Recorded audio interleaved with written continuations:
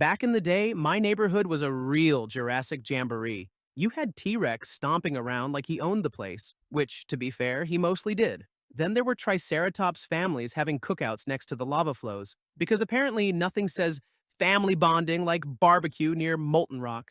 And let's not forget the pterosaurs flying overhead, always dive bombing unsuspecting herbivores. Picture a pigeon, except it's the size of a small airplane and has a knack for dropping who knows what on you as you're trying to sunbathe. I'll tell you, it keeps you on your toes or claws. People always ask, Croc, how did everyone stay stylish back in dinosaur times? And I say, well, if you count a thick layer of scales and spikes as stylish, we were red carpet ready all the time. T-Rex tried accessorizing once, had a top hat custom made, perched it on that huge noggin, but those tiny arms couldn't adjust it. It was a hot mess. Needless to say, we Crocs kept it simple. A scaly suit is all you need when you're nature's perfect design. Oh, and if you've got a toothy grin like me, a little swamp algae once in a while makes a nice accent color. There was a day, an epic day, where I almost ended up on a T-Rex dinner plate. Talk about an awkward dinner invite. See, I was just minding my business, floating in the shallows when T-Rex decided to snag a drink at the exact same watering hole. We locked eyes. My life flashed before me. Mud pies, mosquito swatting sessions, playing hide and seek with a pack of raptors. Not recommended, by the way. But then I remembered T-Rex can't swim. So I gave him a good splash to the face, like a, sorry buddy, wrong buffet, and sank underwater. He roared and stomped, but at the end of the day, my domain was the swamp. Score one for the Croc. Some folks wonder, Croc, how'd you manage to outlast dinosaurs? Let me drop some wisdom. Stay low and out of sight. When giant carnivores are on the hunt, trust me, you don't want to be first in line. We Crocs are champions of the stealth game, except for that one cousin, Larry. Poor Larry couldn't shut up. Always humming show tune. Didn't end well. Know your strengths. T-Rex had bite force for days, but we Crocs? We've got the ultimate stealth pounce. Combine that with an opportunistic appetite, and let's just say we never went hungry. Adapt or get eaten. If it got too hot, we cooled off in the water. If it got too cold, we found a sunnier swamp. Easy peasy. We didn't pick fights we couldn't win. Unlike some hot-headed raptors I won't name. Raptors? Am I right? Have you ever tried having breakfast with a brontosaurus? It's basically you munching on some leftover fish while Bronto is gulping down a small forest. And I mean a whole forest, like acres of ferns at a time. I'd be like, dude, save some leaves for the rest of us. One time, I tried to mooch a snack off a brontosaurus buddy. Thought maybe he wouldn't notice if I snagged a leaf or two. Let's just say I ended up with a big whack from that tail. That thing was like a living whip. Snap. Lesson learned, bring your own lunch, kids. You think modern office drama is intense? Try the Mesozoic era. The water hole was our water cooler, and boy, the gossip was sizzling. T-Rex complaining that nobody respects the king of the dinosaurs anymore. Stegosaurus moaning about how spiky plates aren't practical in crowds. Velociraptors bragging about their new speed record. I'd just float there, eavesdropping, rolling my eyes. They'd eventually see me and be like, oh, hey, Croc. Didn't see you. And I'd grin, showing all my teeth. Say something like, oh, I was just passing through. Meanwhile, I'd gather all the juicy gossip to share with my cousins downstream. Volcanoes back then were like pop-up shops.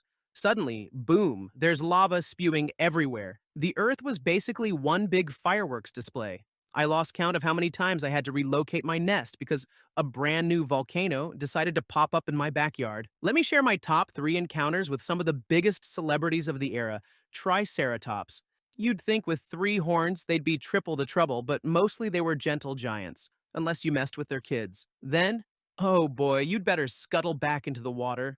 Velociraptor. Quick, cunning, smaller than you might think, but pack a punch when they gather in groups.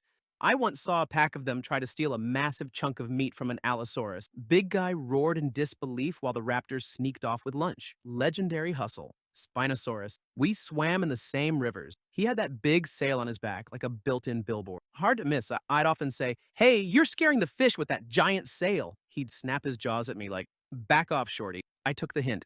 We can't talk about the dino days without mentioning the giant meteor that said surprise and crash landed. One day we're living our best prehistoric lives. T-Rex roaring at the sunrise, pterosaurs swooping around.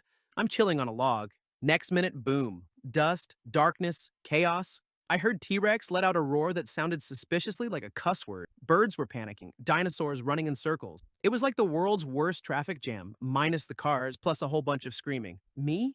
I was used to lying low, so while the landlubbers were freaking out, I submerged and waited it out. That's the crocodile way. Someone yells apocalypse, we duck underwater and take a nap.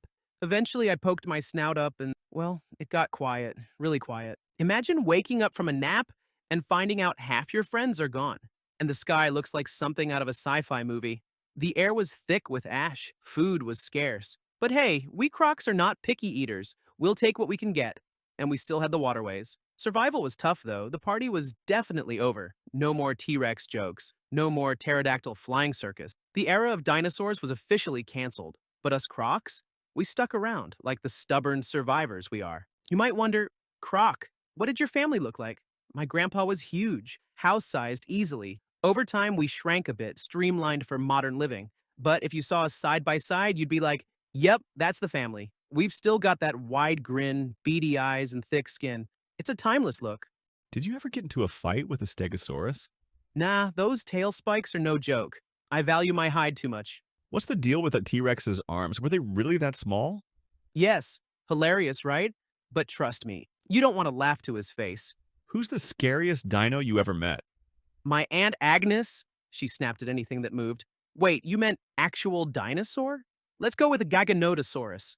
That fella was massive. Did dinosaurs really roar all the time? Pretty much. Picture your neighborhood dogs barking at 3 a.m., except multiply that by 1,000. Ever wondered how to spot a T-Rex on a bad day? Here are the signs. He's stomping so hard the ground shakes like a bouncy castle. He's growling under his breath, like distant thunder. He tries to pick something up with those tiny arms and fails, leading to more frustration. I once saw a Trudon accidentally step on T-Rex's tail. That shriek could have woken the next continent over.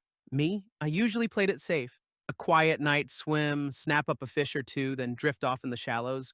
The volcanic glow offered some light, sort of a romantic ambiance if you ignore the possibility of sudden lava flows. After the meteor fiasco, things got real lonely, but slowly pockets of survivors crawled out of the shadows.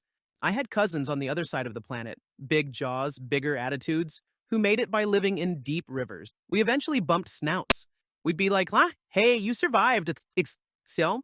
And they'd be like, yeah, let's celebrate. Then we realized there wasn't much left to celebrate with, so we just grin at each other and keep swimming. A family reunion is a family reunion, even if half your relatives are missing. Fast forward millions of years. Suddenly I'm seeing hairless apes running around with weird contraptions. Oh wait, that's you humans. I'm the star of your documentaries now. The majestic crocodile in its natural habitat. Meanwhile, I'm just trying to nap. You guys are fascinating, building cities, wearing clothes, using smartphones. I do miss the old days sometimes, but I don't miss getting stomped on by a 100-ton sauropod or dodging lava flows. Honestly, the modern era ain't half bad. One question I get a lot. Croc, if dinosaurs were still around, would you eat them? Well, T-Rex would be too tough, like overcooked steak. A duck-billed dino might be more like lean poultry. Hard to say. These days, I'm fine with fish, birds, the occasional stray mammal. If it swims too close, that's on them. I'm an equal opportunity eater. Now, if you'll excuse me, there's a fish out there who thinks he can outswim a legend. I'm about to show him how we really do it in the Mesozoic.